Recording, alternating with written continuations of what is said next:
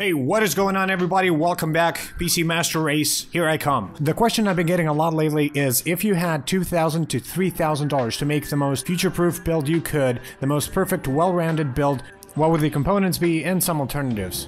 And the perfect build, just not, you know, too perfect. I don't want to spend fucking thousands and thousands of dollars.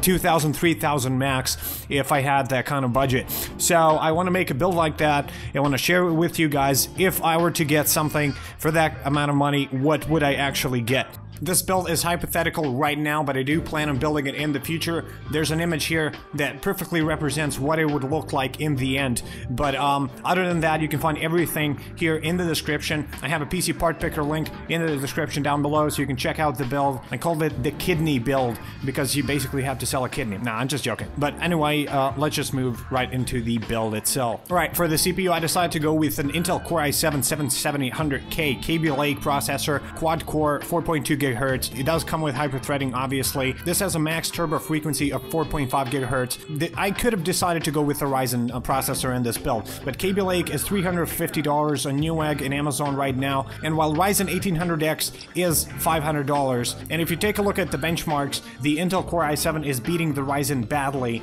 in gaming benchmarks. Of course, when it comes to rendering and stuff like that, Ryzen is not going to have a problem. I think some potentially some future games may actually take better use of Ryzen processor, but you know, that is debatable. I don't know, as the games didn't come out yet, but according to the benchmarks, the i7 is a lot better, and for the price, I mean, it's just a no-brainer. I think Ryzen is a lot better at editing stuff and exporting and you know, technical stuff that you do on PC. Now, Firestrike, Firestrike Extreme, Firestrike Ultra, and TimeSpy have the performance of these processors on the pretty much the same level, so in that sense, they're pretty similar. Alright, with the processor being out of the way, now we are looking for the cooling solutions, and I have two choices here. Both are water coolers, but they are pretty expensive. They're about $150 both.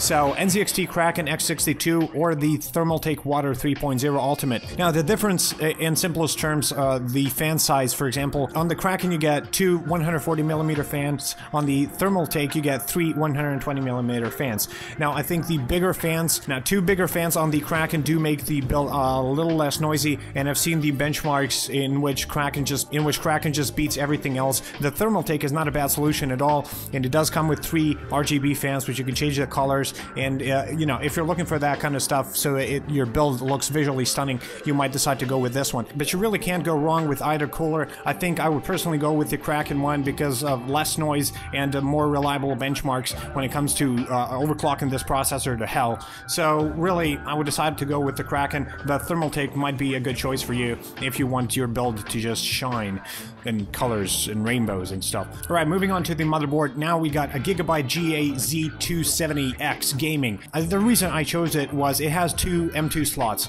and one U2 slot. Now, U2 SSDs usually cost about $500 to $750, so I will not include that in the build. You may include it if you want to, but I just didn't want to do that. The reason for that being, you have two M2 slots, one U2 slot, okay? So what you need to do, and what I would do, is get one M2 SSD, put it into one M2 slot, wait for Intel Optane, so that basically speeds everything up, put it in the other M2 slot, and you're all set. This motherboard supports both Crossfire and SLI, so you can do that. It has 4 memory slots with a form factor of ATX, so it's big, but it's not extended ATX, it's not gigantic. I thought maybe I should go with an eATX motherboard. I just didn't because it did cost a lot more. This one is about $239 on Amazon right now. This is the Aorus version, which comes with RGB lights that you can turn off. You can put any color really that you want, so it matches the rest of your build. Right, now we get to the RAM memory, and I decided to go with the Corsair Vengeance LED. This is kind of like the LPX memory, except it has LEDs on it. And I decided to go with 32 gigs. So you get 4 sticks of 8 gigabytes DDR4 3000 memory, and the sticks glow in white. I think it's the only color that you can choose from, but you can just go with the non-LED version. It doesn't really matter, but this is just my personal preference. 32 gigs is going to be more than enough for editing. If this is not enough for editing, I don't know what is. But I got like 8 gigs right now, and I'm not really complaining, so 32 gigs would be overkill. But fuck it, I mean, if you're spending this much cash on a build, just why the hell not? 32 gigs, Let's just do it. As far as storage goes, we got 2 choices for the SSDs, and we got 1 hard drive. The hard drive I decided to go with is the Western Digital Caviar Black series, 2 terabytes of it. And you could go with the blue version, but I had 2 of those. They both died on me, and the Black series comes with 5 years warranty, so, you know, just for safety reasons, might as well go with it. The difference in speed, I mean, there's no difference in speed, really. As far as SSDs are concerned, again, we have 2 choices here. Samsung 960 Pro 512 gigabytes, or the Plextor M8Pe 512 gigabytes. Now, they're both M2 2280 solid state drives, but I'm not sure which one I would actually go with. Considering I do have a Samsung SSD, I got the 850 Pro, and it has lasted me all these years without any problems, I might decide to go for Samsung, even though it is a little bit more expensive. I think you can get the Plextor drive off of Newegg for $279, while Samsung Pro, I didn't see it below $300 anywhere. I would probably personally go with the Samsung one. Plextors are not bad. I've heard very good things about them, and they are cheaper, so it's up to you. And this video is made at the end of March, so it's too early to tell about Optane drives. I would recommend one if everything they say about them is true, that they speed up the hard drives and SSDs. If everything they say about them is true, I would highly recommend you put one in the second M2 slot. I don't know what the price currently are, because it's not out yet. It's going to be out in about a month, so we'll have to see. But I will update the description if anything new comes up that I would change in this build, like the Optane drive, for example. Same goes for the graphics card. The EVGA cards from AMD are still not out yet. They will be out soon, so if you're watching this somewhere in the future, the description will be updated with a corresponding AMD card that, you know, can match the performance of the 1080 Ti. Until then, I would go with the 1080 Ti, like I said. Now, if you're watching this at the end of the March when it was uploaded, or April, you can get a GTX 1080 Ti for $699, which was the price originally set for the card. You couldn't gotten it like the last 2 months, but it was like $850 from different sellers, and that's why you got bad reviews on some sites. But other than that, I would still wait for some of the other GTX 1080 versions, because right now you can only get the Founders Edition, and, you know, realistically, gamers like me are going to wait for some of the other cards from, you know, Zotac, Asus Strix series and stuff like that. I would probably go with the Asus Strix in this case. Basically, it's overclocked right out of the box. It comes with 3 different coolers. They're all RGB, so you can change the colors if you want. That's probably the version I would go with. I do not know if it will cost $699 like the Founders Edition costs, so we'll have to see about that. But 1080 Ti or an equivalent EVGA card would be my choice for this build. This should go without saying, but people are going to be asking me anyway, is this good for 4K? Is this good for 1440p? Well, I mean, yeah, like, you can do a lot with 11 gigabytes of memory, okay? This card is exactly like Titan X, except it has 1 gigabyte of memory less.